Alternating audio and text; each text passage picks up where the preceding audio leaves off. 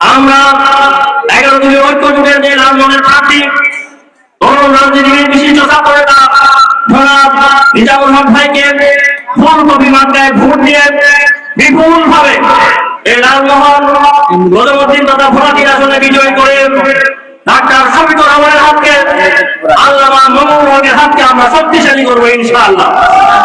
এবং আগামী এই নির্বাচনে 11 দলীয় ঐক্য সরকার গঠন করে জনগণের যে অধিকার আছে, সাধারণ জনগণের যে অধিকার এবং একটা দুর্নীতি মুক্ত একটা সুন্দর রাষ্ট্র গঠন করবে ইনশাআল্লাহ। সেই অপেক্ষা থেকে আগামী ভোটের দিনে আপনারা সকালে সকালে কেন্দ্রে গিয়ে আপনাদের মা বোনদের সহ সকলকে সহ যথাযথ প্রক্রিয়ায় আমরা ভোট দান দেব।